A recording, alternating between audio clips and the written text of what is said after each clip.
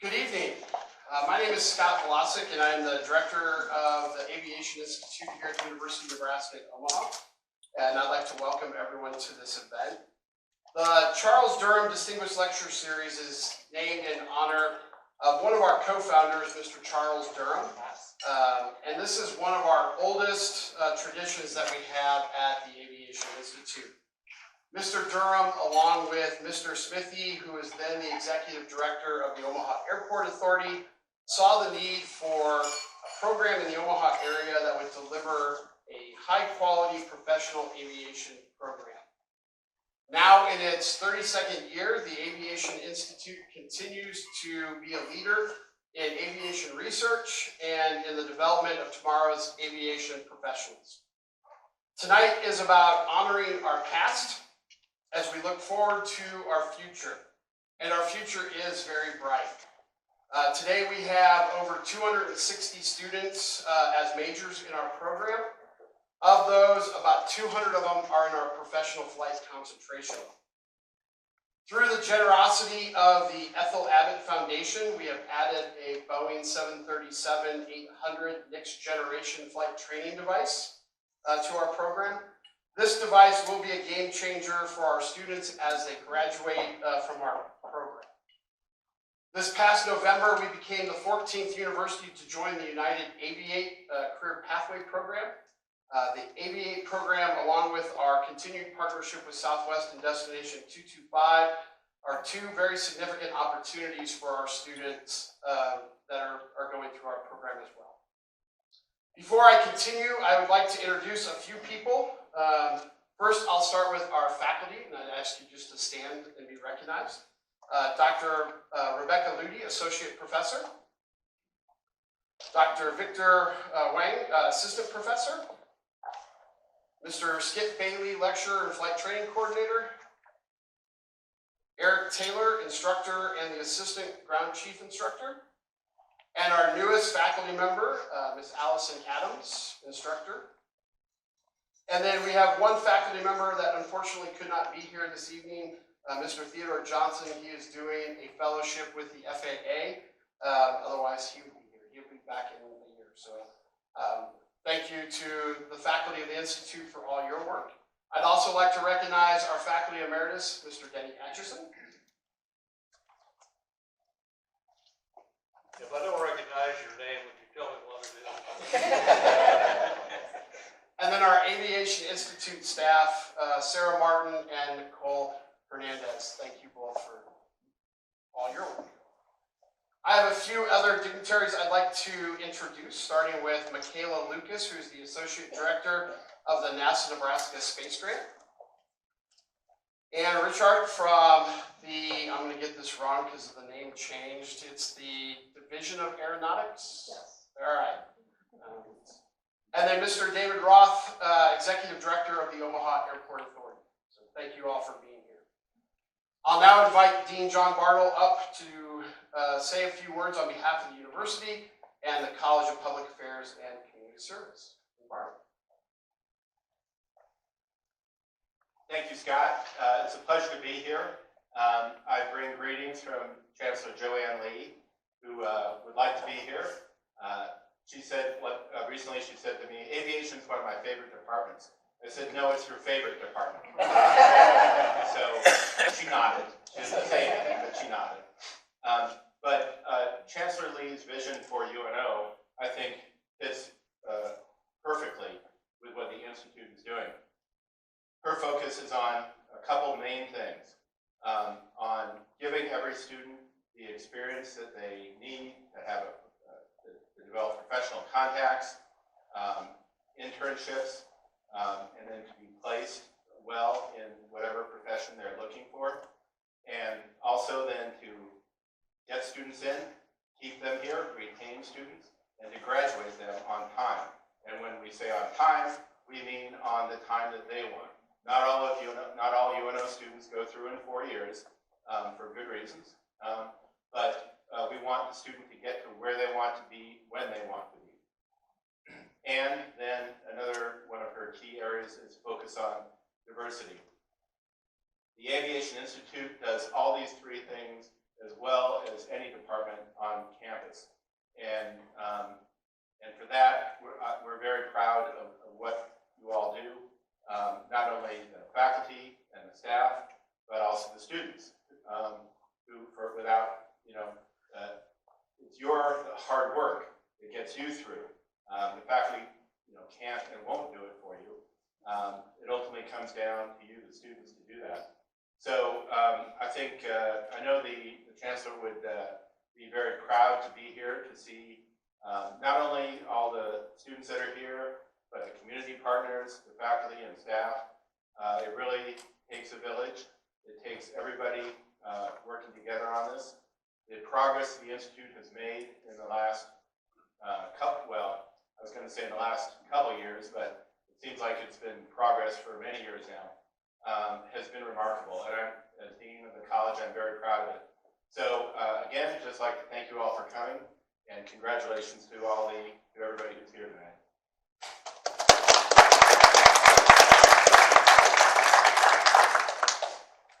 Thank you, Dean Bartle. I would now like to turn the ceremony over to Becky Ludy, who is a board member for the National Aeronautic Association, to begin the first part of our evening.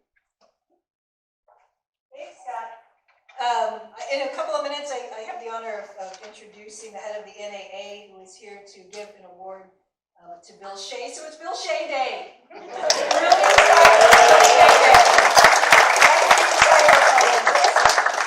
what a wonderful day to celebrate Bill, the founding director of the Aviation Institute. But I have to start by thanking Michaela Lucas, who, wave your hand again, was introduced earlier. Michaela was the one that really sparked the nomination for Bill. So we're here celebrating Bill in large part really because Michaela launched the nomination, and I helped co-write the nomination for him.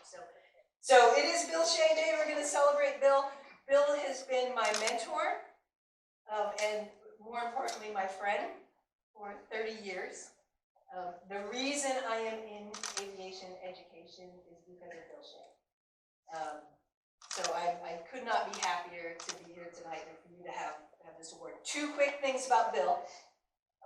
One, if you've ever spent 30 seconds with Bill, and many people in this room have, you know that he has this infectious energy and passion for aviation. So it's just a joy to be around. And secondly, it is always a good day when you go to the mailbox, right? Everybody's already nodded, knows, right? And you get mail from, I got to my office today, I had 2 items of mail from Bill.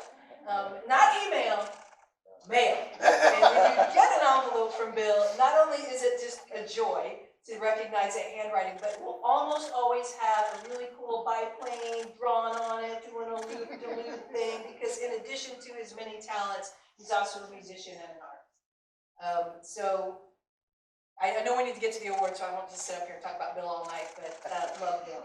So in just a minute, I'm going to introduce Greg Principato, the head of the National Aeronautic Association, who is here to give this award.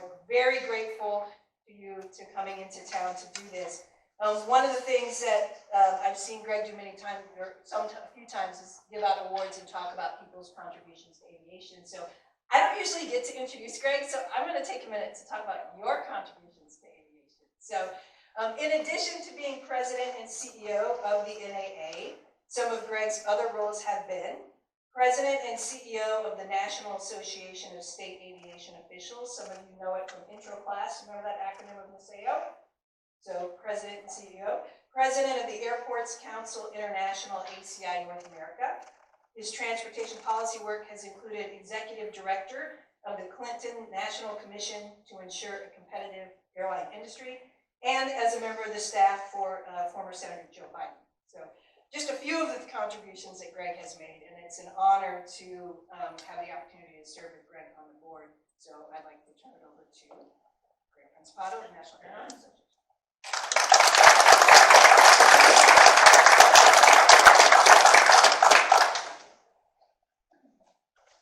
Thank you for that, Becky, and for reminding me of how old I am. Everybody's shorter than me. Scott and Dean Bartles, thank you for allowing us to do this and having us here. Everybody hear me okay? So, as Becky said, I'm the president and CEO of the National Aeronautic Association. By the way, before I start, I've heard about this program forever. A fellow who worked with Maseo came out of this program, Ken Stevens, later the aviation director in Nebraska. Heard about it forever, and so I was so thrilled that we were able to do this here and to have this award here. And I wanted to probably see one or two people I know, Becky and Steve and obviously Bill. And then I look around, there's Ann Rickard, who we've known each other for almost 20 years, and Eric Taylor, we communicated back and forth, and then Madeline, where are you? Madeline over here with her husband, Taylor, worked at the state aviation department, and so my goodness, the aviation world really is a small place. So number one, the people you meet, you'll probably meet again, be good to them and all that. The other thing, this is something I always told my kids, you never know who's watching you, so be careful because you're gonna run into somebody later on. I saw you do the weirdest thing one day. So you're never gonna be able to outrun everything. Anyway, enough of that. So NAA, the National Aeronautic Association, is the oldest national aviation organization in America from 1905, 18 months after the first flight, when maybe fewer people than are in this room right now have ever even seen an airplane. So we've been around that long. And to cut this part of this a little short, we do two main things aside from promote aviation. We certify aviation records. So if you want to set a record flying something and have it be certified, have it be real, a true record, it has to go through us. Bill's actually done that, among many other things. And we also have custody of many of aviation's major awards, the Collier Trophy, the Wright Brothers Trophy, and so on. And one of the great awards that we have is the Distinguished Statesman and Stateswoman of Aviation Award. We've been giving this out since the early 50s, for about 70 years or so. And the criteria are very simple. Basically, you have to contribute greatly to aviation and also reflected well on yourself and on your country. It goes to Americans. So reflect well on the United States of America. And the selection committee, who chose Bill for this award, is made up. I didn't have a vote. Becky didn't have a vote. So it wasn't just it wasn't your buddies who did this. This is every FAA administrator since Gene Garvey was on this committee to start with. A number of other aviation luminaries, some really top-notch people in aviation got together. A lot of nominations. And when Becky first told me she was nominating Bill, I said, "That sounds great, but I can't believe he hasn't gotten it." Right? I mean, we've known each other. I'm going to tell that story in a second. And Distinguished Statesman of Aviation, we should just put your face on the medal that's on that. Or on the jacket that you're going to get. But I checked and he wasn't there. I scratched my head, but David Rothroy, over there. So there. So I think one of the reasons, and Ann coming from the airport side too, probably knows this or feels this, is sometimes airports are looked down on a little bit in the aviation business and not really fully part of the aviation business because airports don't fly or whatever. And so sometimes folks get overlooked for all the contributions they make that come out of the airport side, which is something that So I first met Bill in 2006, I think it was, at the New York Aviation Management Association meeting. And you were there. You might have even been chair of the association. Not then. You were there. And I got there a little early. I was a keynote speaker. And I showed up. And I went to the exhibit hall. And there's hardly anybody in there. And my name tag was backward. And this nice fellow comes up to me and starts talking to me. And he's just a really nice gentleman. And all this, and it says Bill Shea. I can see his name tag, and mine was turned around. And he said, "Would you mind taking a picture of me?" Remember this, right, Bill? And I said, "Sure, no problem." And before he hands me the camera, he turns my name tag around and said, "Oh no, you're the keynote speaker. I can't ask you to take my picture. You're the keynote speaker. That's not protocol. I can't ask you to take the picture." Bill, I probably called you Mr. Shea at that point. "I'm really happy to take the picture, not a problem." "No, can't. All right, whatever. So we go to lunch, and I give my speech, and I sit down. And the next thing, the chair gets up. I think it was Bill Vanasek back then. And he said, "And now to present the New York Aviation Manager's highest award, the Bill Shea Award." And brings Bill up, and I'm like, "Really? I can't take your picture." picture because I give some stupid speech and they name their highest award after you? Little did I know that you all do the same here. So, I mean, this guy, everywhere he goes, he makes this mark, right? And at the end of the thing, he said, Bill, let me take your picture, please. And he said, no, I can't let you take my picture. You're the keynote speaker. So, Bill, smile. Finally got to take his picture.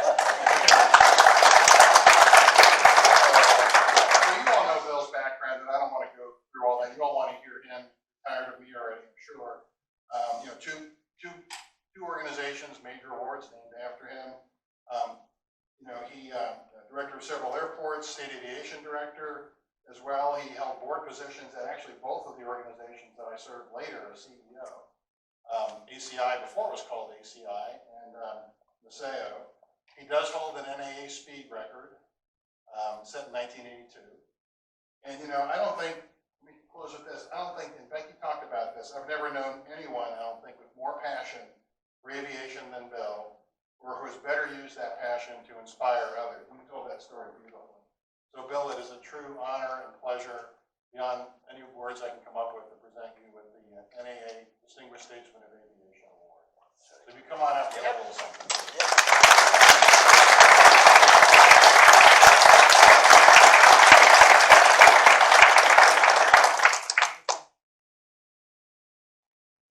Trophy first. Becky, come on in.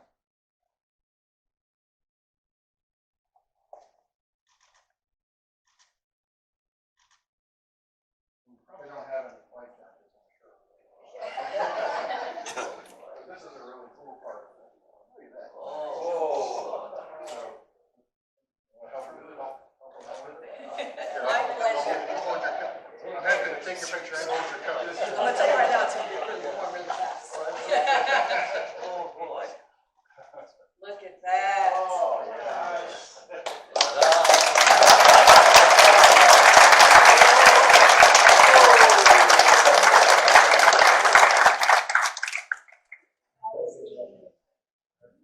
Becky.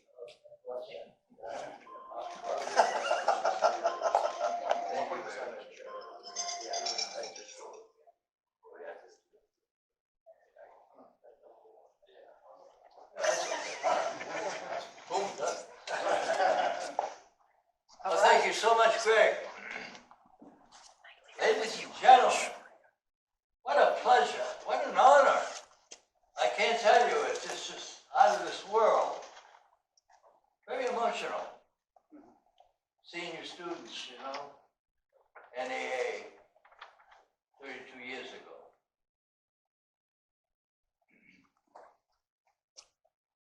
Students and faculty 32 years ago in this great university believed in the dream. Believed in the dream. And I see all of you tonight, and it's very emotional. And you students have got an incredible future ahead of you. It's unbelievable what's out there. Opportunities. So, thank you, Greg, and thank you all for being here, ladies and gentlemen. Distinguished guests, UNO students, faculty and staff, Dean John Bartley, also I mentioned Associate Dean Scott Terry, Aviation Institute Director Scott Blazik, who's in that first class. He's here, some of you just saw Scott. And the UNO alumni panel that you're going to be hearing from, and certainly the representatives of RAA. It's an honor to be here at UNO with you all tonight to receive the National Aeronautics Association Wesley McDonnell Distinguished Statesman and Stateswoman Award. NAA, Greg is here, and Amy, has been so important in the promotion of our nation's aviation industry. As you heard when it started way back, when everyone was just beginning in aviation, and those that were there at that time had such a passion and love for flight, the wonder of flight. NAA has done a great job, and I would add that Greg Principato, who was just here, has done so much for aviation, and his dedication and work, particularly in Washington, D.C. Greg goes out of his way and he's had the experience. He's just done an outstanding job protecting the aviation industry of the United States of America. I assure you, it is an honor, Greg, to have you here at UNO Aviation Institute this evening. How about another hand for him?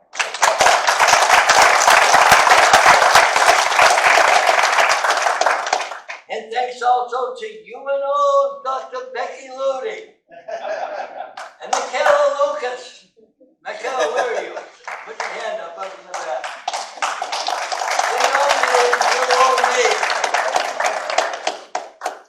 I'm grateful to my family and also to many friends and colleagues and thousands of students over the years who have supported and helped me along the way.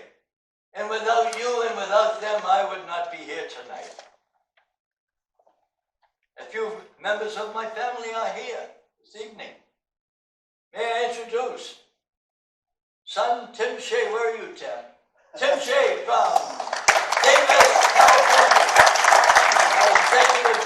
Executive assistant, my wingman, does a great job. We love so much. And Billy Shea III. Where are you, Billy? There's Billy.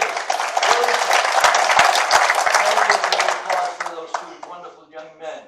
Billy is retired FAA TRACON, Dallas-Fort Worth International Airport. He retired, and the next thing you know, he's flying for Envoy, Boeing 737 rated, and now he's flying Boeing 767s all over the world for Omni. And it was nice to have Bill there tonight with all the gang. My beautiful and lovely and marvelous wife, Carol, could not be here this evening. Medical issue. Without her, I surely would not be here.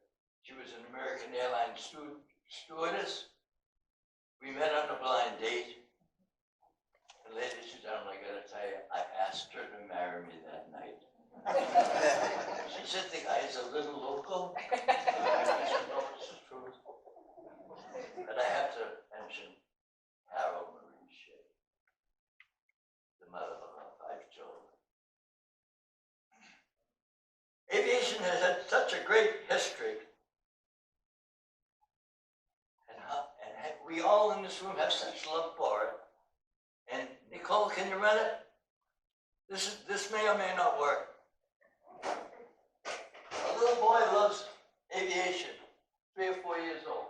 Ready?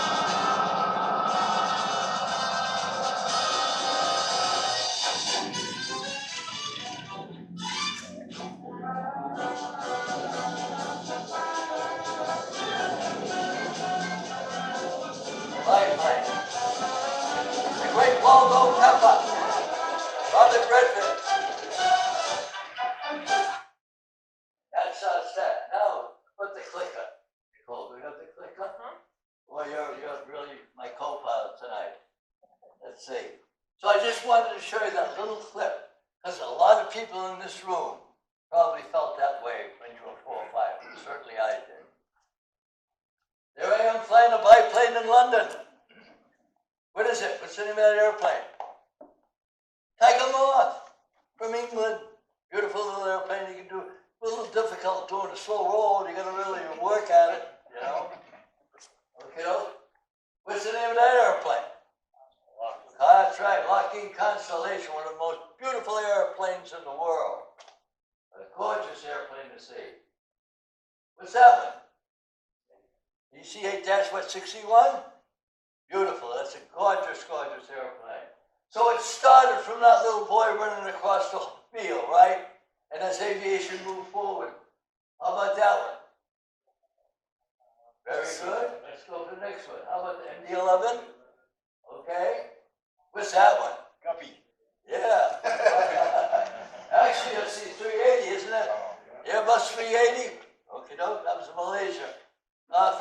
7 or 8, 9, 10 years, I worked at Farnborough Air Show in London, where Farnborough is about 20 miles, 30 miles west of London, and we had the air show over there. We did a big series with the Airbus and flyovers and all that. Okay, for you students, the challenge of the aviation industries for air carriers and airports to safely transport larger numbers of passengers in the air and on the ground. We weren't ready for the pandemic in terms of what happened. Today it's booming. Every flight we were on, Tim and I coming across, we couldn't believe it. All through Denver, it was unbelievable. It's just unbelievable, the demand for air travel, globally speaking, around the world as we sit here this evening.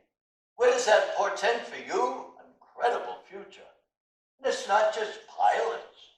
It's aviation insurance, it's dispatch, it's mechanics, it's engineering. It's cleaning the airliner.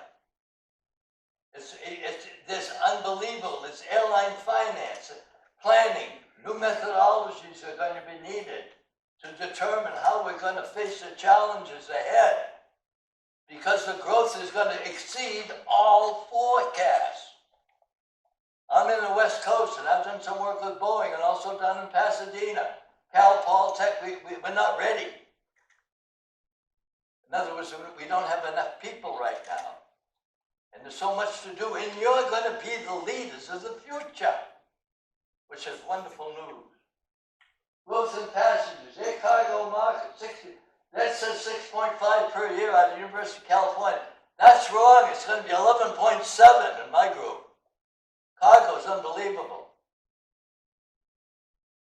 You know, aviation is one of the principal generators of wealth for the United States. It could add another $100 billion worth of new economic activity. Future passengers are going to exceed everything that the planners have already indicated. We see this in some of the work that we're doing in California. It's advanced work. Traveling in and around Asia will increase 12% annually. That's almost correct. It looks more now like 18%. And we've got to be careful as a nation. We've got to be careful if we want to maintain our world leadership. Fortunately, we're the leaders of the world in space. You just saw what happened last week. And then when Musk, I think it was, when they developed the 2 rockets that took off in Southern California, they took off, went zooming up into the great cosmos, and they came back down in formation and landed. That's going to be like the wheel. The wheel was 100 years ago. That's going to have impact in the future like we haven't even thought of. Okay? Latin America. Oh, there's a sleeper. There's a sleeper. Oh, no, Argentina, Rio. That's going to be booming. More than anyone expected. Asia, too, of course. Gridlock, the problem of airports. Congestion. We need 3 new international airports right now. We don't have them. If we're going to be able to handle the challenges that we see in the future. Okay, Doug? We're not ready. We need 3 new airports. Are they available? Yes, they could be. Abandoned military sites in the United States. Some may be key general aviation, regional airports could be developed quickly. We have to balance the environment. Yes, we will. But we need to do that as a country. We need to have more airliners. We need to have, I'll show you something. Well, that's an article I wrote for USA Today about what we're talking about right now. We need to be ready for the future that's ahead. Air traffic control, Billy knows about that. We've really got to develop a new system. Fortunately, the FAA is working on that. Airports, not just the United States, worldwide. Asia's building them like mad. Japan's building 600 new heliports on the coast. I mentioned abandoned military sites for airports. There are also some excellent sites on the Atlantic and the Pacific coast that could be used as airports, with departures and arrivals being over the water, over the ocean. Okay, how does the U.S. regain world preeminence? Deregulation has caused the airline industry to control air transportation without the public, in some instances, being protected. Okay, some of the big airlines taking the small airlines. That's quite a cartoon. It says it all. Foreign airlines want to increase control over U.S. carriers, if they can, some carriers. Same thing with aircraft manufacturers, airliner manufacturers. Right now, what happened to McDonnell Douglas in Long Beach, California? What happened to Lockheed in some instances? How many airliner manufacturers do we have now in the United States? Airliner manufacturers. Boeing. What happened to the others? Were we asleep at the switch? Or was Washington asleep at the switch? The White House Department of Commerce, State and Transportation lead with industry to provide leadership, restore, maintain, and expand upon the U.S. world preeminence in aviation, and we will, as a nation, ensure that we maintain our world leadership. We will. And are you ready for the future? Are you ready? Ramjet, scramjet, 94,000 feet, Mach 8. Why are we still flying 500 miles an hour? How long have we been flying 500 miles per hour? We should be cruising a minimum 1,500 miles an hour. And that will happen. We will see. Brian Chubshaw was a friend of mine years ago when I was in Washington, and you may know him, Greg. He was a test pilot on the Concorde. And he used to say, when was the Concorde? Back in the 60s? I don't know, Steve. Somewhere about that time when the Concorde was developed, way back in the 60s, 1,200 miles an hour, right? But yet we're still 500 miles an hour. What is going on? I gave a lecture at Cambridge University, and the first question they said, why are we still flying 500 miles? That's why I'm talking tonight about it.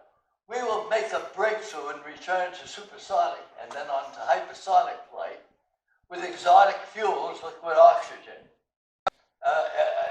Several of the Air Force bases in the United States could be perfect for joint use, military and civil, and those bases would have the ability to handle exotic fuel, liquid oxygen and things of that nature, so that we would go from Omaha to Tokyo in 3.5 hours, depending upon air traffic control. There it is. That airplane was designed back in probably 1959, Greg. When Senator, I won't put names of, I won't get into politics, but we should have been flying that about 12 years ago. We'll catch up. We will catch up, believe me. And that is the end as far as I can see it. But I can tell you tonight, in conclusion, you are the future leaders. The future leaders. And these are just a few of the little issues and problems that you'll be faced, and that you will resolve for the betterment of the United States. And I think really, in closing, back to the script. Denny Atchison, sitting there in that front chair in Melba. You were there 32 years ago when we started this aviation institute. You believed in the dream. And so did this university. And Michaela, where's Michaela? She was here. And Scott Blazik, where are you now, Scott? Right here. Right here. Scott, he was in that first class. There's another guy that's so important. These were the beginners. Who else is here tonight? Was there? There's somebody else. Here, I can't remember. But you believed in the dream. You did. I was here, and as Scott mentioned, let's see, Don Smithy and Jeff Durham, when they come up with the idea, and they flew up to see me when I was at UND. You got to come down. And Don Smithy and Jeff Durham were really the godfathers of this program. I come down to implement it. I loved every minute of it, and I loved every one of you. We would fly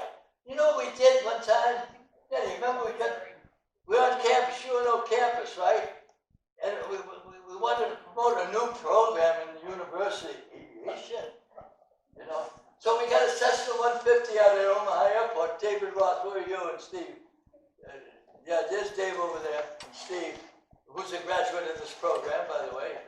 Show your hand, Steve. And David is the executive director who supports this program marvelously, and so does Ann. Where's Ann? She's right here. You already heard from Ann. She's been with Nebraska Aeronautics. They all supported the beginning of the program. And we started this string, and we had to have it approved by the faculty senate. You know, engineering, psychology. And so we went to engineering, said we want some new thoughts on engineering, design, and aircraft, and hangar development.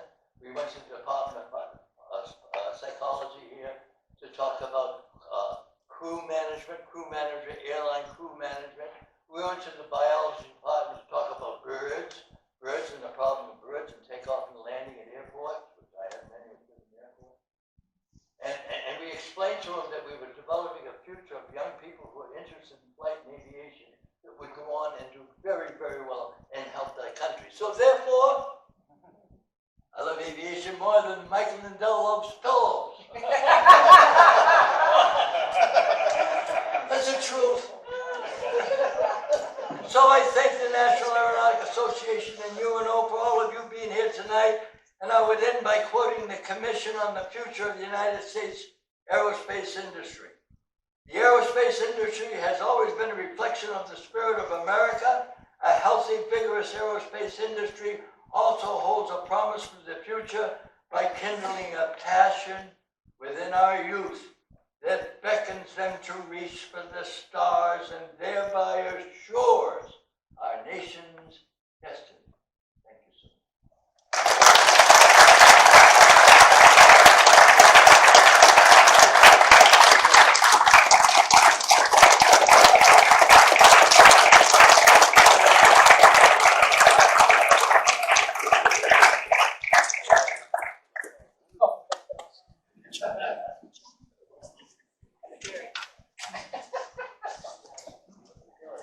Greg, thank you very much for allowing us to have this opportunity to have Bill here to get this award. So thank you. Thank you. And Bill, thank you very much for all that you have done. I've got one quick story I want to share about Bill. This was when I was a student back in the program in 1991. And the classroom that we had a door in the back and a door in the front. Michaela's nodding, she knows exactly where this is going. And I'm getting ready, I think it was either intro or safety, and all of a sudden there's all this commotion. The door goes flying open, and this guy comes from the back to the front, and he starts off by saying, you're flying along in a 737 at 24,000 feet, and there's an explosion and a rapid decompression of your aircraft. You're not sure what happened, but you need to act fast. What would you do? And then he turns around and he goes, what would you do? And then just walks out. And the whole point was that Mimi Tompkins, who was the first officer for Aloha 243, was coming to speak at what was then Aviation 2000. And that's the precursor to the Durham Lecture series. And so that's how Bill would promote things. So Bill, thank you for your passion and for your commitment and for your dedication to this program. So Becky, I'm going to ask you to come up and begin the second part of our evening's events. So my husband just leaned over and said, good luck following Bill. Boy, no kidding. So the Durham Lecture, historically, we've brought in a speaker to come in and talk about the industry and things that are happening in the industry. And we had a conversation about, what our plan was for this year. And we said, we have such an incredible long list of accomplished graduates from our program that why don't we bring alumni back and pick some of our stars from our graduating classes and talk with our graduates. So that's what we're going to do tonight. Let me start first of all, though, this is a know your audience kind of thing for us. So let me start by show of hands, everybody in the room that's a graduate from a UNO program. And of course, I'll. Okay, show of hands. And for everybody in the audience, it's a current UNO student. There we go. Awesome, great. Okay, so now that gives us an idea. So first of all, to the panel, I have to say, so grateful. I know many of you traveled a pretty fair distance to be here tonight and to join us, so I'm really grateful to you for that. And I'm just going to very quickly do a quick introduction, and then we'll jump into the conversation. So, Jen McIntyre is a graduate from our bachelor's program in aviation studies and a pilot for Southwest Airlines. Ryan Gertzen is a two-time grad, undergraduate in aviation studies and the Master of Public Administration, MPA. He is Vice President of Workforce Development for AAR, which is a global provider of aviation services, particularly maintenance, repair, and overhaul. Next on the list is Madeline Young, who is a graduate from our bachelor's program in Air Transport Administration. Also was part of the UNO Young Alumni Academy. And I will mention this, even though it's not a UNO, but fair to mention, just also earned a Master's of Engineering. So from University of Alabama. Yeah. So, and currently working as product manager at Polaris Aero. Sydney Dew is a graduate of our undergraduate pro flight program with the 1,000-hour restricted ATP and is a pilot at SkyWest. And last but certainly not least, the three-time grad. Right? There you go. Bachelor's degree in aviation administration, master's degree MPA, and an MBA, Steve McCoy, who is Chief Information and Development Officer for the Omaha Airport Authority. So pretty impressive list of grads, I have to say. So for our students in the room, just be thinking in like 5 to 10 years, we'll be calling you up, bringing you up here. So think about what's happening on the panel, because some of you will be next. But let's just start. I've already talked too much, so let's just start. We're going to run down the list, and I'd love to hear from each of you just a little bit about what you do, kind of your career path, and maybe a little bit about how the AI played into that career path for you. So we'll just start with Jen and pass it down the road. How about that? Jen McIntyre, it's pretty hard to follow Bill. I hate to be the first person up here, but I'm gonna bring the bar down real low and you guys can all. But Jen McIntyre, I'm a first officer at Southwest. Been there about 3.5 years now. Prior to Southwest, my entire career has been corporate aviation. I guess it all started, I've always wanted to be a pilot since I was little. Astronaut, really, but I mean, same, right? So wanted to be a pilot forever. Small town, Grand Island, Nebraska. Not sure where to start. I got the flyers for the University of North Dakota and was pretty sure that's where I wanted to go, but out-of-state tuition, real expensive. So I ended up at a career fair at the local mall and the Aviation Institute was there. And I said, well, this is a place for me. That makes sense. In-state tuition, and it was real new then, maybe just 4 or 5 years old, I think. So signed up, went to Omaha, did all my flight training here, taught flying lessons. One of the things I remember the most, and funny, I came back to talk to Skip's class, and I pulled up a picture from this trip. I was in Becky's class. I don't remember which class it was, honestly, but a group of us went to Southwest Airlines, went to Dallas, we toured Southwest. I think we toured American, maybe it was another trip, but toured American and Southwest. The first one we toured was American. It was impressive. I knew this is where I wanted to be. I couldn't wait to be an airline pilot. And then we walked into Southwest, completely different company. As we were leaving, they were rolling in a keg for the party on the roof on Friday, and that's where they booked me. I joke, but really it was the people back then, even then. I remember walking through the hallways, and if you ever tour Southwest Airlines, there's pictures all over the walls with our people, our employees, the family.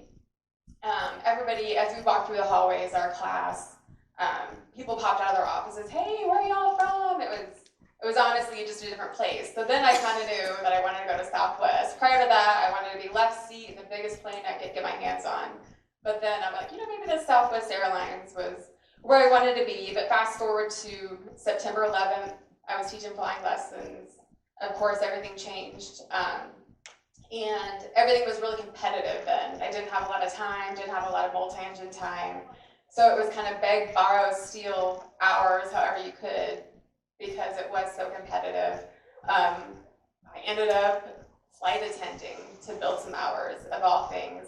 Our chief flight instructor knew the director of aviation for a company out in Rockford, Illinois, and they needed a flight attendant on a G2. And when you weren't flying on the G2, you built time in the King Air for their charter operations. So I waited tables at the Olive Garden. Surely I could be a flight attendant. So, so I did that. Built very little time. The company started selling airplanes and getting rid of pilots. And I got lucky. One of my old students called me back to Omaha, wanted to know if I could fly a TBM 700 for him and manage that aircraft. So came back to Omaha, did that, built up a bunch of single engine turbine time, which helped me get to the next step. Then I flew charter, got my first 91 corporate job flying Falcon 500 or Falcon 900s and 50s. And then, as sometimes happens in corporate aviation, got laid off, went back to flying charter, and then went to another 91 job flying for a company out in Kansas City. We had Falcons at the time and then G550s. So the bigger the airplane, the bigger the suitcase. So I traveled around the world, 29 countries. It was a really interesting job. And traveled 29 countries in a very plush way with a company credit card and nice hotels and fancy equipment. A G550 is a very nice airplane. However, with that big suitcase comes being gone often and long trips. We had a couple month-long trips, and I have a husband who's here tonight and 2 kids, a 10 and 12-year-old now, but it started to get a little difficult in the family. The poor guy, he's a saint. But anyway, so I started thinking about that tour that I took at Southwest Airlines and started researching the company. What I wanted was stability in my career. I mean, layoffs are frequent in corporate aviation, and I was always concerned about a layoff, mergers. So I started researching the company, read the book Nuts, called a few friends that I knew from UNO who worked for Southwest, found out that this might be the place I really do want to go. So started applying, and here I am now. But yeah, UNO has definitely played a part in that. I mean, whether it's been people who, through corporate aviation, have helped me get my jobs, written letters of recommendation.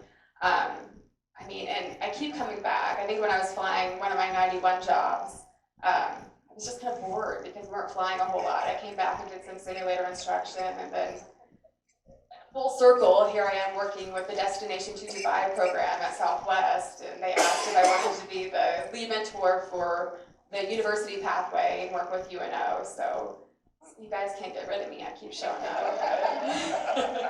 But anyway, just the connections I've made and people along the way. I mean, it would have been a whole different career without the Aviation Institute.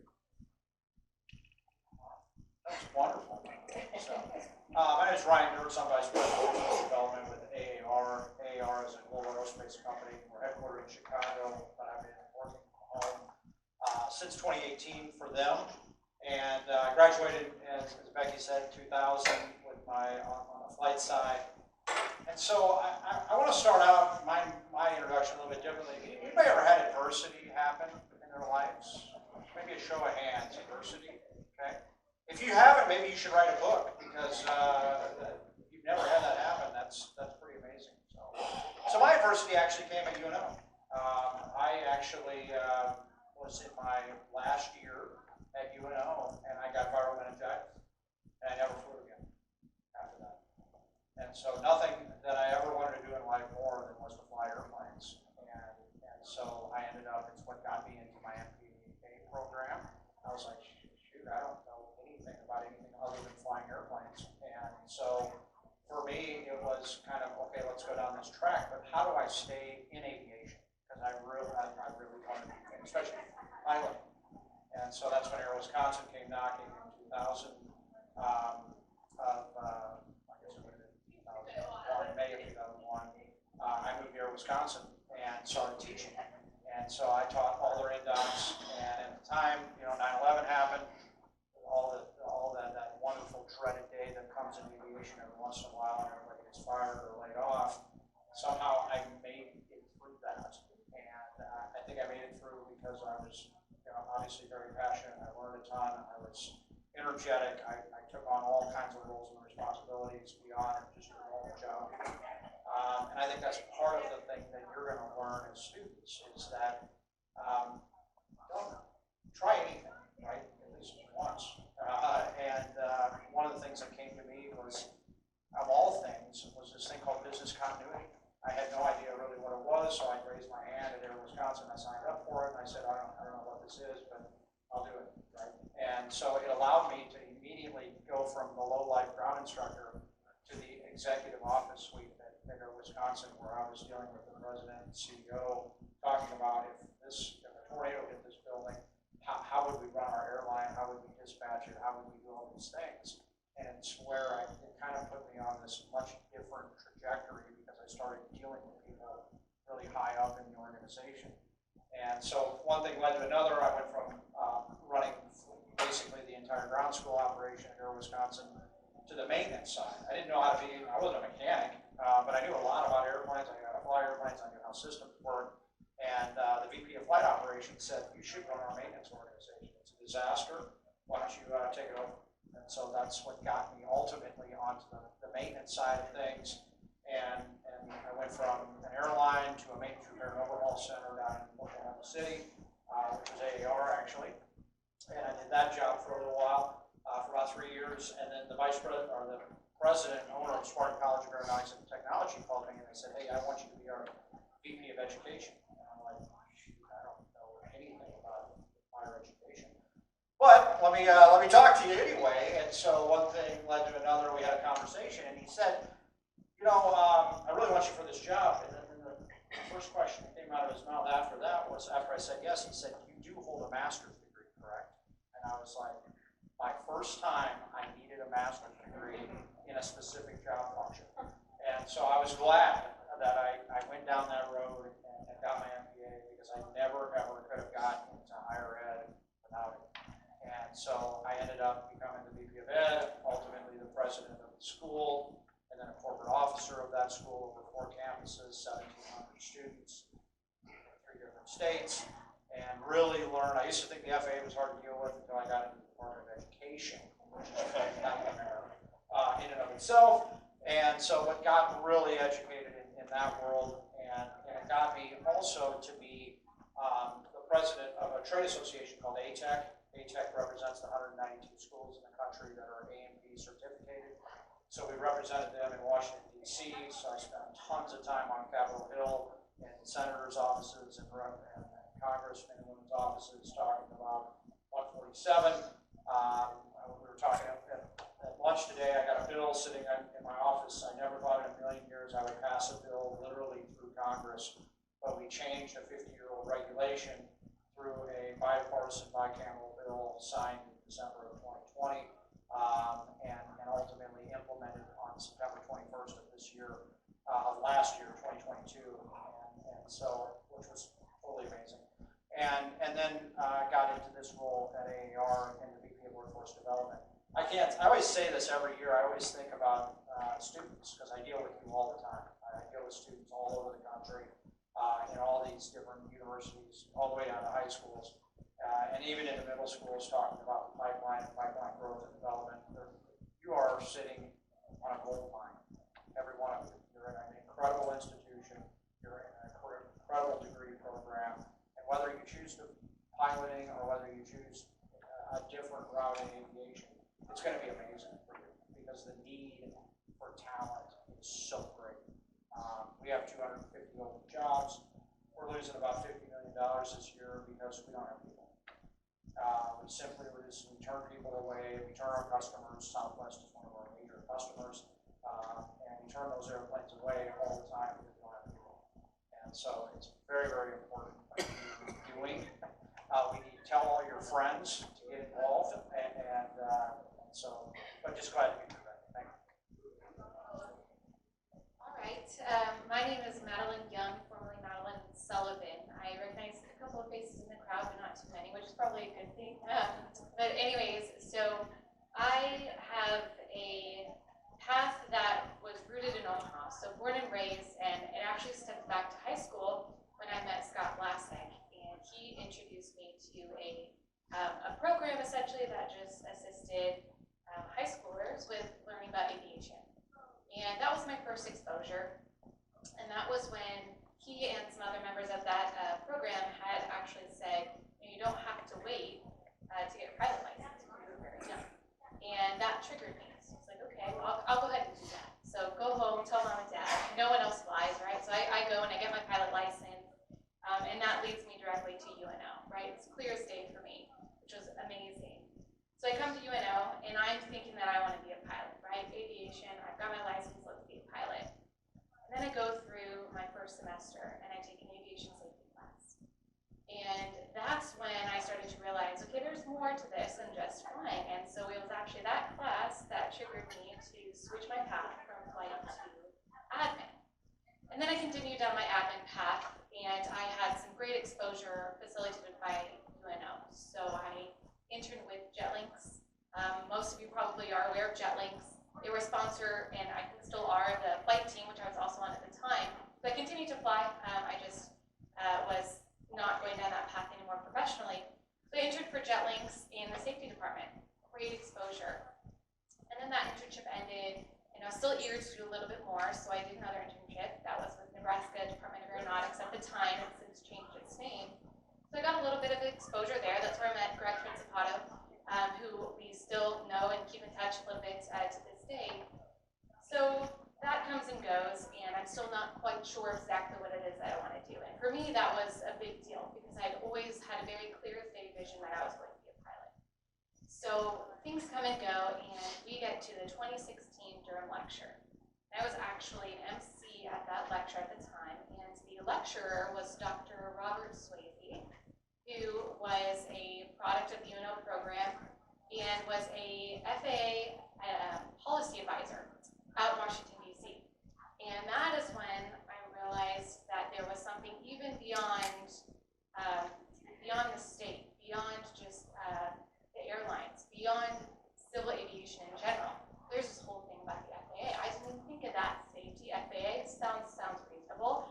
So I leave that and I look at things that I can go and do in the FAA. Well, as all of you probably know to some extent, getting a job at the FAA is not as easy as just applying, right? You need to have quite a few credentials, including flight credentials, and so that was very discouraging to me. I thought, gosh, I'm never going to get my ATP. It's just not in my path that I want right now, so how am I going to end up at the FAA? Well, I happen to have some connections in politics locally, and that's when I heard of an internship out in DC for Senator Fisher. So I applied for that internship and was offered that internship. So I graduated from the program and decided to jump ship. I'd never left the city before to live anywhere else. So I moved to DC. Oh, this will be great. First time leaving. And I get out to DC. I live on Capitol Hill. I've got an apartment right there. I know no one. I know of Senator Fisher. I had not even met her at this point. And so I show up to my first day of work, and I realize at that time, I had to do a lot of research and review for Senator Fisher, that she has connections to transportation and also aviation, right? So I leveraged that. I talked to Senator Fisher and I talked to some of her policy advisors, and they're able to get me into some of these briefings that have to do with aviation and also transportation. I couldn't just neglect the other part of my internship. I still had to do other things. So I was sitting in on lectures about the Hanjin shipping merger and all these things I knew nothing about, and I'm about to raise my hand and ask what Hanjin is. It's a shipping company, so it's probably good that I didn't ask that question in that briefing. But I learned a lot by just sitting in those briefings and absorbing information. Now, at the time, I thought I was going to get to do a lot more. I thought I was going to be able to write policy and change the world being on DC. It was also during the Trump election. So because of that, the Senate is off for a little while. They get to go back home and do some campaigning, more so than usual. So I had about 6 weeks where there were no briefings. Nothing was going on in DC. And so what I did is I took some time to meet with Greg Principato, who I hadn't seen in a couple of years, and meet with all of these trade organizations, the Regional Airline Association, the NBAA, all of these organizations throughout the entire industry, and have informational interviews, which I had never heard of at the time until someone had mentioned to me I should go do that. If you aren't sure what those are, it's essentially going and interviewing with someone, not for a job, but just to get information about what it is that they do. So I did that, and I asked, okay, I want to be out here, and I want to be making change, but I'm not a pilot. I've got a private license and 100 hours. Like, what can I do? And they said, we need experts. So figure out what you want to be an expert in. Go back to civil aviation, or go work, corporate or private, or go for an airline, and learn about that thing that it is that you're interested in, and then come back to DC, and you can be the expert. We don't need you to know how to fly planes, but we need you to understand whatever sector it is that you're interested in.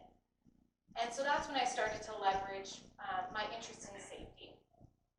I go back to JetLinks. So from that internship, I was able to gain a job out of that. DC internships don't last very long, and they don't pay very much. So I came back to Omaha, worked for JetLinks for a while, was able to gain a compliance and then a safety job there, and then COVID happened. And with COVID and with JetLinks, they had to furlough quite a few people, just like about everybody. And I was stuck sitting there thinking, okay, I know I'm going to be called back to JetLinks at some point, but I could also use this opportunity to go do something else. And that's when I decided to start my Master's of Engineering in Advanced Safety Engineering and Management, it's a bit of a mouthful, and also went to go work for this safety company that JetLinks had been using and I've been running their program for.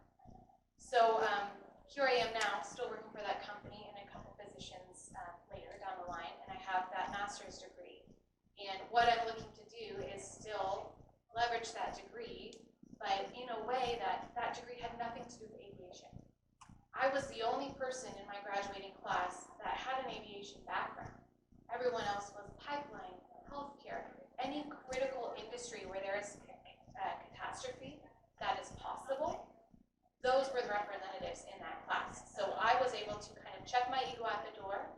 I know a lot about aviation. I know nothing about safety. So teach me about safety. And I was able to learn from all of these other individuals. And so now my focus is to be able to leverage that unique experience and that unique information in my current position, but also push me to be an expert in what it is that I do, eventually get me back out to DC to change the policy. You guys are awesome. I'm just like a glorified bus driver.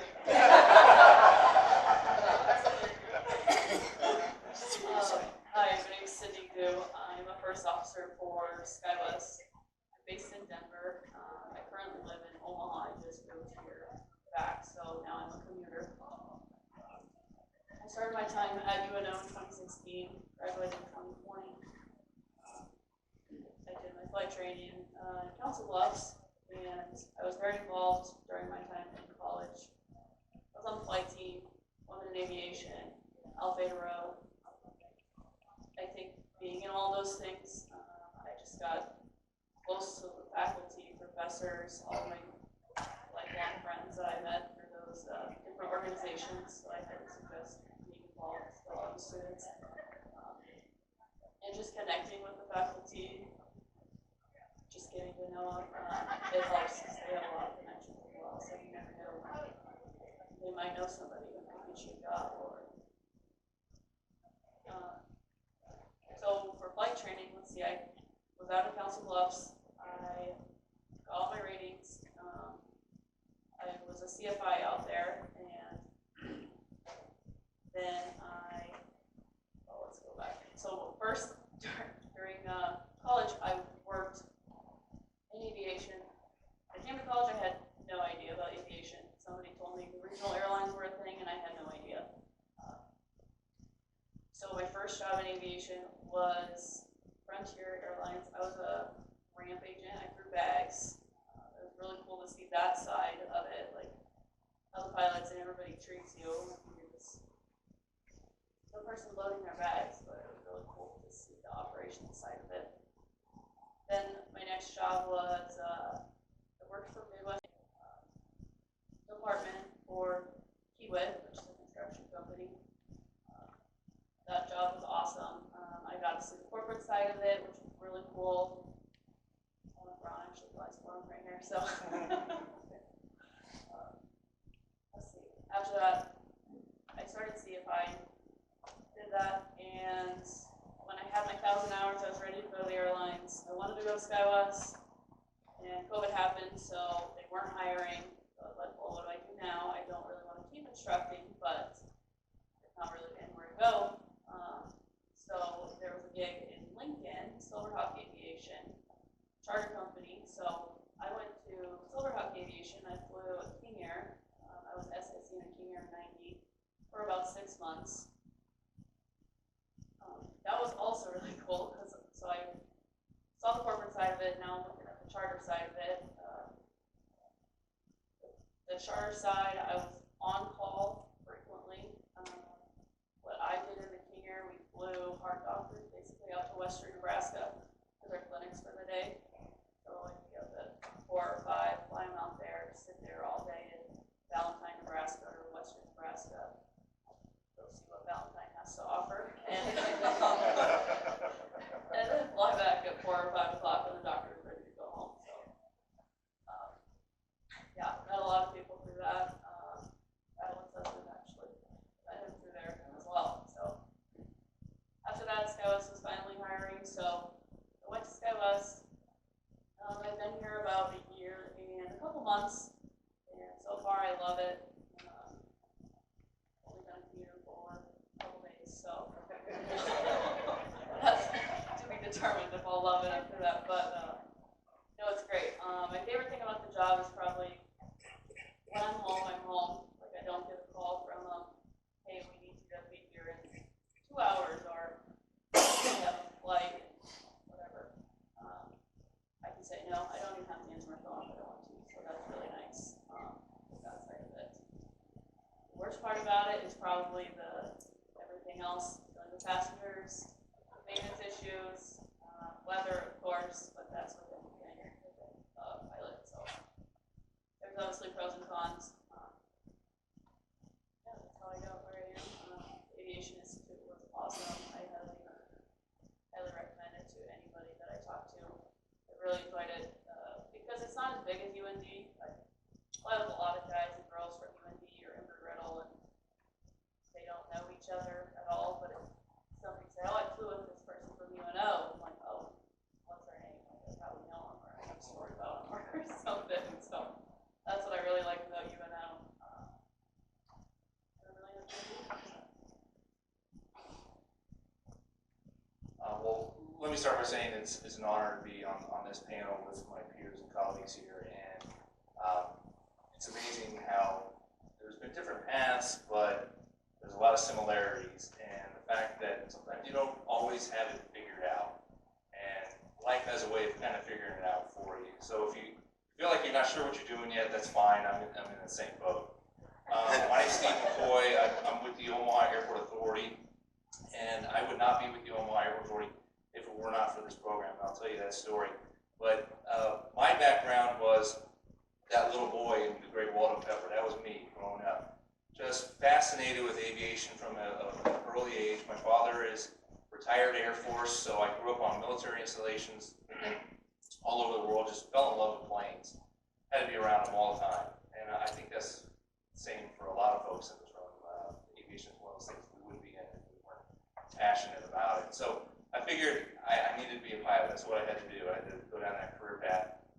And in high school, I was moving in that direction. I had it singled out between Embry-Riddle and St. Louis University, and I had scholarships at SLU and was ready to move down there. And someone said, "Well, have you even heard of the Aviation Institute right here in town?" And I hadn't. In the late 90s, I don't know what the marketing budget was, but I wasn't even familiar with that program. And I thought, this makes too much sense. This is where I want to be. And so I came out here in 1999. Denny Anderson was one of my first instructors. Learned a lot from Denny and a lot of the other. And I survived. I had to pay the price like everyone else did. But again, I wanted to move into flying, so I was doing my flight training at the Aero Club down in Offutt. I don't even know if you can still do that anymore. Great place to learn how to fly, and I wanted to kind of get my feet wet, wanted to experience aviation, and I needed to also pay the bills because I was out on my own with a couple of college buddies and we could barely afford the ramen noodles. So I was out at Epley Airfield looking for a job, and I wanted to work the ramp. And I have a lot of respect for folks that work the ramp. I see safety vests in the room. I saw a Piedmont jacket earlier. I know a lot of folks in this room do that. I was out at Epley Airfield interviewing for Northwest Airlines and Midwest Express because those were my 2 favorite airlines. And I was walking on the second floor of the terminal, and I saw a sign that said Omaha Airport Authority. I don't even know what that means, but there was a mystique to it that I knew I kind of wanted to be a part of. And not long after that, this little event called 9/11 happened and changed my trajectory as well. It was not a great time to become a pilot. I was only working on my instrument ratings at the time, and I thought, okay, well, is this what I really want to do? Because a lot of my friends were in this boat where, a lot of furloughs going on. It was a tough time to get into flying, that's for sure. Airlines were not nearly as profitable and operations as sustainable as they are now. And so I started kind of thinking about my options. And there was a new instructor at the Aviation Institute, a young gentleman with a bright red bushy beard that was teaching about airports, and that guy was Scott Terry. And he really kind of turned me on to this idea of, airports is where everything in aviation comes together. So if I was passionate about the airlines and general aviation, private aviation, cargo, the FAA, TSA, this is where it all comes together. And we use the term out at Epley, it's where the rubber hits the runway. And so I really became intrigued by this idea about working at the airport. And I was a student assistant. I was an undergraduate student assistant for 4 months at the Aviation Institute when Michaela said, hey, Steve, there's this job opening. Another alum by the name of Phil Jensen, another one of the kind of originals from this program, said there's this opportunity at the airport. You might want to check it out. And I remember interviewing, and it was a part-time gig, and it was midnight shift. I would work from midnight to 8 in the morning, and then I'd come back to UNO and I'd take calculus, which was brutal. But it really was my foot in the door to the airport world. And there's the old saying, everyone's heard it, it's who you know that gets you in the door, it's what you know that gets you the job, and that's really true. So I would echo what Sydney said, make use of the network that you build here with your fellow students and with the faculty. I mean, countless times over the 20 years I've been at the airport where we've had conversations with Becky or Scott Vlasic or Scott Terry or Dr. Bartle. We're exchanging ideas, we're exchanging information. It truly is a small world, and I've got to experience that at my time at the airport. It has not been a linear path, which I thought it was going to be. Much like Ryan's, it kind of zigzagged all over the place. I started out very operational, and then opportunities came along, and folks would ask me, well, do you want to get into this? Do you want to do this? Do you want to lead this effort? And I would know nothing about it, and I'd say, okay, sure. And so I would try to learn as much as possible. I try to rely on my network colleagues, my contacts, to try to get support and resources. And over time, I've done a little bit of everything in airports, from finance, planning, engineering, development, IT, public information, communications, operations, you name it, corporate real estate. And the great part about it is I've had the opportunity to continue to interact with folks like the panel here, with folks in the room here, and it continues to fuel my fire, my passion for aviation. It's been a great career, and again, it wouldn't have been possible if it had not been for the Aviation Institute. So you never know what little opportunity may come your way that's just really going to change your course and set you for the future.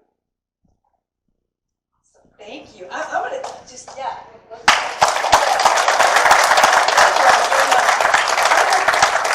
off script here for a second and just throw this out to, are there any, we really want this to be an opportunity for some Q&A. Any questions from anybody at this point? We're more than happy to pose some questions to the group. I have one for you if you don't yet. So keep that in mind. I'll come back to you in a second. Well, it's not a question, but it's a comment.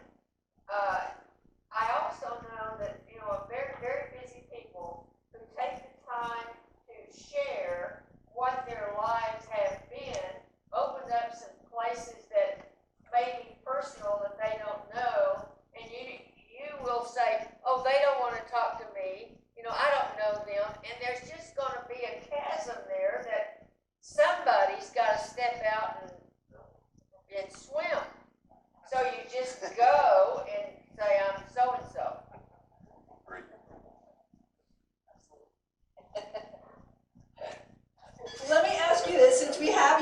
expertise here. One of the things we do like to do, like I said earlier at this event, is kind of talk about where we're at as an industry. So the question I want to pose out to you is, from your perspective, we've got a lot of unique perspectives here on this panel. What do you see as what's the most critical issue facing your segment of the industry right now? And then in addition to that, are you seeing creative solutions to address it?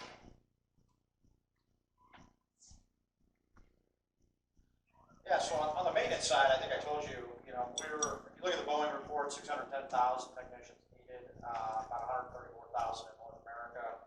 Well, if you look at the pipeline, there's 192 schools, they're creating about 20,000 students. The problem is, when you look at graduation rates, and you especially look at certification rates, there's only about 6,000 people that are getting certificated. And so, our biggest issue is the front end of the pipeline. So I spent a lot of time.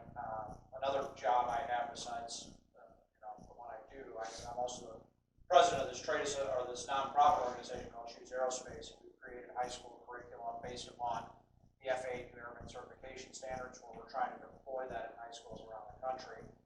Because if you're not getting them, high schoolers involved in aviation, and really, I was also on the Aviation Task Force, which Becky was on the Eliminating Aviation Advisory Committee. If you're not starting sooner, right, you're going to miss those students from choosing to go into aviation. And so, I think our biggest challenge at AAR, there's two challenges. One, we've got an infrastructure, well, there's probably three challenges. There's an infrastructure problem where a lot of the hangars are all full. Our biggest competition is El Salvador, which is MRO Holdings, where airlines are sending their airplanes to El Salvador because there's 47 lines of maintenance. They have the ability to build up a workforce there.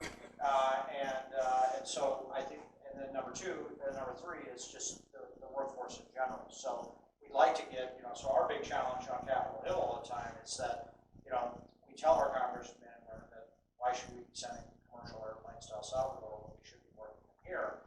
But that's great, but you got to fix two problems. You need infrastructure and people. And so that's obviously in my role, we spend all of my time every waking day looking at where is that talent? And definitely, and I think I would also share, we've done some very innovative things as a company, especially our South Chicago initiative, where we started out with a very short sheet metal program in the heart of South Chicago. So if you want to change the makeup of aviation, you have to be very deliberate at doing it. And we were talking at lunch today. It's easy for people to write checks. It's a whole other thing to get people into aviation that actually is the training and actually the job, right? And so I think that's, from the aviation maintenance side, that's what we're doing, and we're seeing is that, as we look across the country, across the nation, across the world, we need to be doing better, and we need to be capturing those airplanes and keeping them in the United States.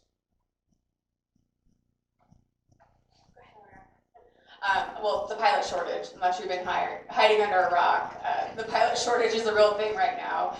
And I mean, we're seeing it. Southwest Airlines, I think our Destination 225 program was originally designed to backfill retirements. But then as the pilot shortage became an even more real thing, the numbers of, and I can't say the numbers exactly, but I've heard some really high numbers on how many people we want to get into Southwest Airlines through that pathway. And I'm not going to give you the whole pitch, but if you aren't familiar with it, it's our pilot pathway program. So from 0 hours to the right seat at Southwest between 4 and 5 years. So very, very fast. We were talking about that, how long it took to get to the airlines when we were all looking at it.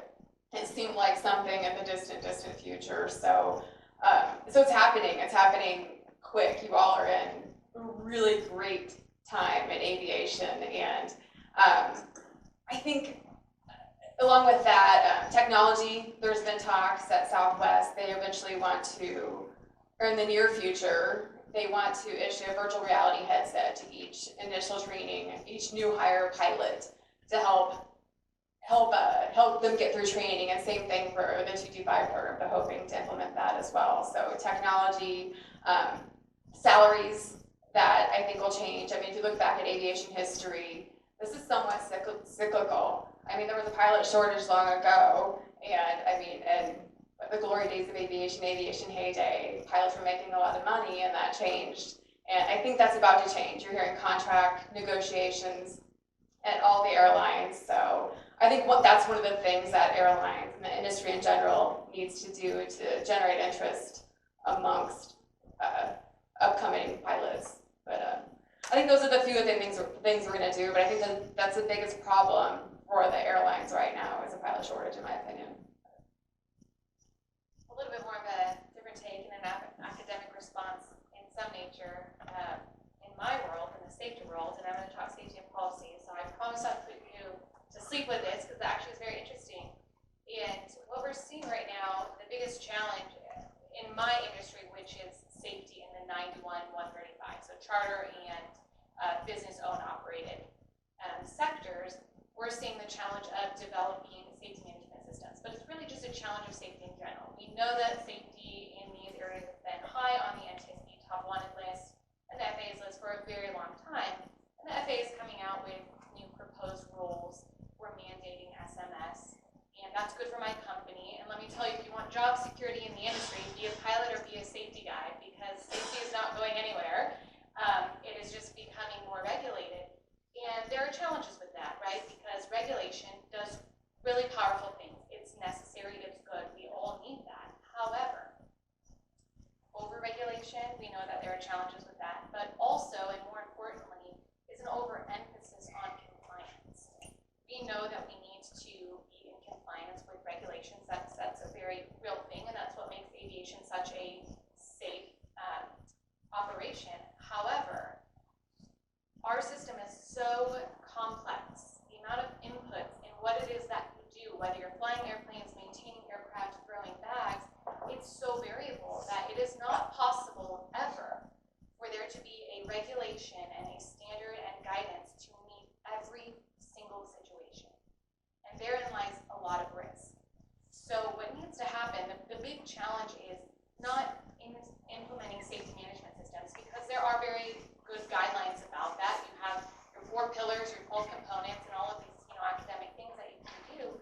However, there is a shift in mindset that needs to occur, because safety is not just a person running a program at a company, which it so often is right now, especially in the private sector. It is infused in everything that we do, but it's very hard to communicate that in a meaningful way. So we need to change the conversation. So the challenge really is education about what safety really means. And what it means is building of resilience in the system.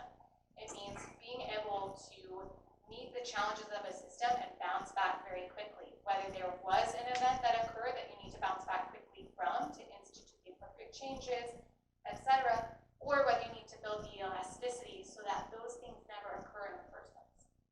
So there's a lot of work to be done there.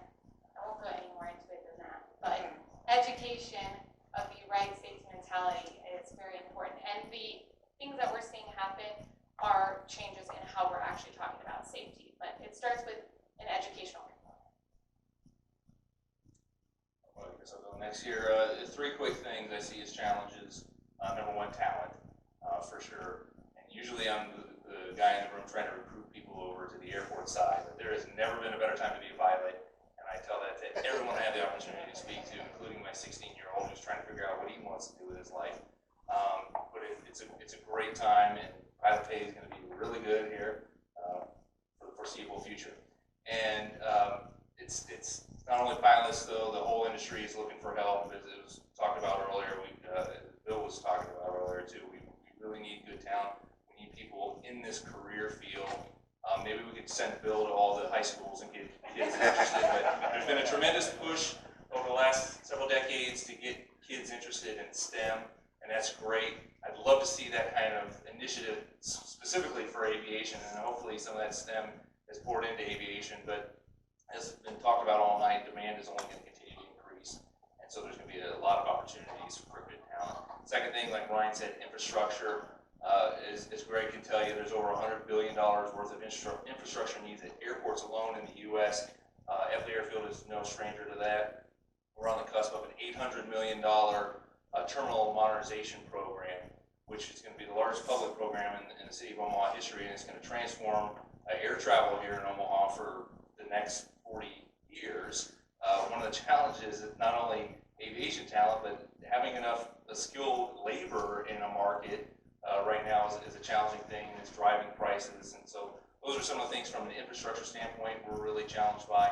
And then lastly, I have always felt that one of the largest driving forces in aviation has been technology and innovation. And one of the largest restraining forces of aviation has been technology and innovation. And it's gone on since the beginning of time, and as aviation has come up, and Bill was showing pictures, I mean, this goes back to the 50s of the mid-air collision over the Grand Canyon, where aviation was coming up so fast, and we were doing so many great things with it. No one was kind of keeping an eye on how we track, monitor, and separate aircraft. It goes all the way up to January of this year when we shut down an entire system because we were relying on a NOTAM system that was based on teletype. I mean, up until 10 years ago, we were still sending NOTAMs out via faxes. So as aviation as dynamic as it is and is driven by technological advances, oftentimes other components get overlooked and things don't come together at the same time. Greg was talking about sometimes the airports feel like they're the overlooked stepchildren of aviation. It's true, and we can be the, oh, woe is me, or us mentality. But if we're not at the table with the airlines, with the aircraft manufacturers, with the FAA, and being more innovative in how we collectively produce innovations in technology, then we're always going to have kind of this mismatch, this push-pull. And so I think there's an opportunity to be more innovative collectively as a system, and we like to talk about it as a system, but sometimes we don't act like a system. So I think there's, again, opportunities for us to really work and behave more in that way, especially with so much data, big data that's available to us, making use of that to drive strategic business decisions for airlines and airports and the FAA. There's the abilities with AI to really capture and make good use of that to answer questions we haven't even thought of yet, right? The data's out there and we haven't even really figured out how to get a handle on it. So I think technology will continue to be something that's a challenge, and I'd like to see kind of a more collaborative effort to work towards that.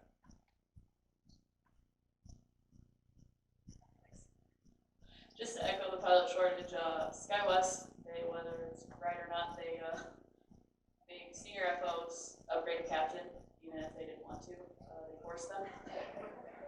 So a lot of them had their reasons. I've flown with a couple of them. A lot of them had their reasons. They got a better schedule, whatever. They didn't want to be home with their families, so that's why they stayed FOs. But they got forced to upgrade, so that's what SkyWest is trying to do. I do know that some of them just quit instead of being forced to upgrade a captain. So, and then we also got our pay. Since I've been at SkyWest, our pay doubled overnight. So. We got a lot of raised eyes from the students. You see that? Everybody just went, yeah. But it's funny, they're on Facebook, SkyWest pilots are still complaining. They're like, we could do better. We could do better. Thank you. Before I move on, questions from anyone for the group, for the panel?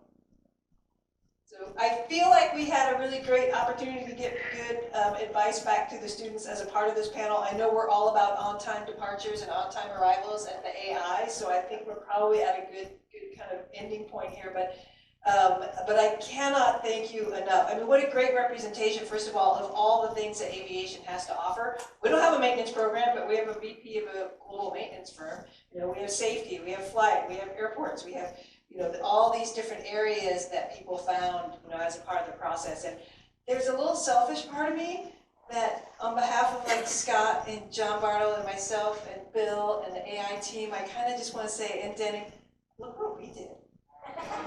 I mean, wow. We didn't do it. You did it. But it is truly an honor, I know on behalf of all of us at the AI, to be the smallest part of your journey, or to play any small part in your journey to where you've gone. So I'm just thrilled that you all spent the time and the effort to travel back and spend time with us tonight. And I thank you for all you're doing, leading the industry, and to the students in the room, you're going to be leading it next. So I hope you got some good valuable lessons and advice from the team. So thank you all very much. Greatly appreciate it.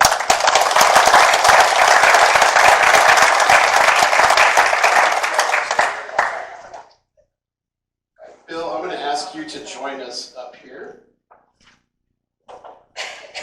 So as part of the Durham Lecture, we give those that present or talk the William F. Shea Award for Distinguished Contribution to Aviation.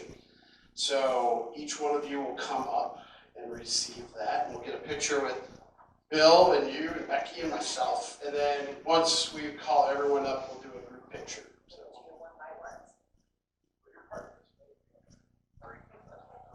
So Jen, do you please come join us?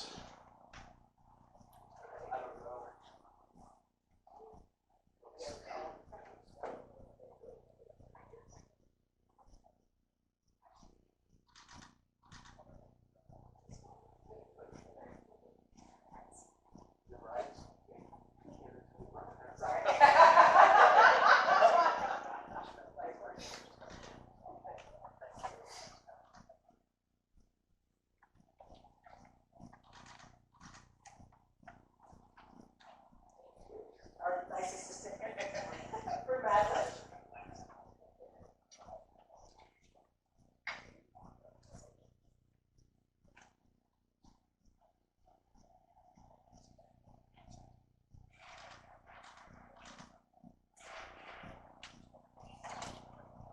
And Sydney.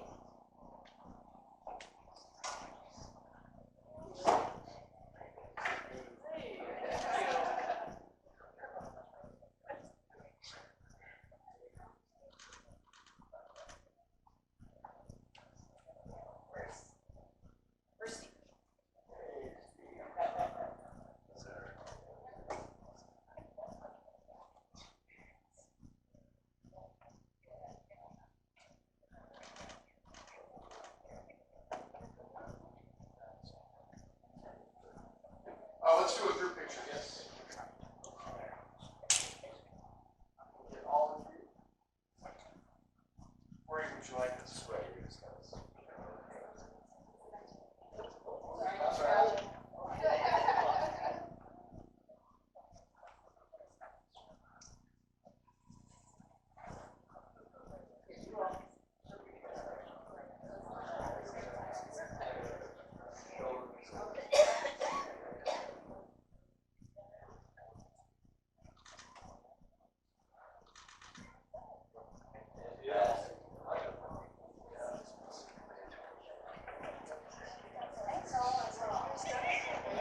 Congratulations to all, and it certainly is a special treat for me to see you all up here. I have a connection to each one of you, and this was really cool to see, so thank you for agreeing to be a part of this. Becky, can you help me with the last item? Sure. I have one more recognition before we end this evening. So Denny Atchison and his beautiful wife, Melba, have been involved with the Aviation Institute since its beginning in 1990. Denny was the first faculty member hired. He was flight training coordinator. He helped with flight team. He had to put up with Ryan and I on a trip. Melba, of course, was the advisor that all of the initial students went through up in the College of Continuing Studies at that time. And so they've had this long history with us, and several years ago they donated 2 lithographs to the Aviation Institute that have been on display in our conference room. Recently we took a picture of the young couple, and we'll permanently display the picture with the lithographs. And so Denny and Melba, we had a copy of the picture made for you guys as well. Yeah, so.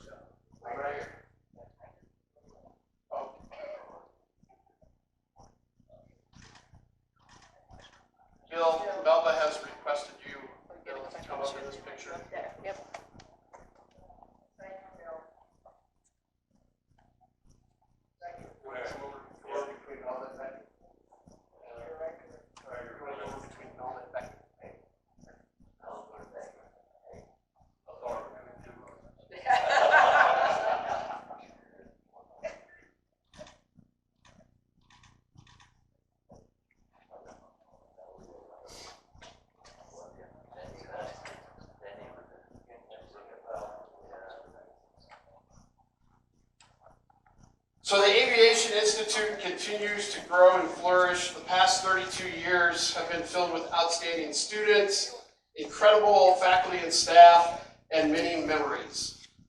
Bill, you were hired to turn this upstart program into something.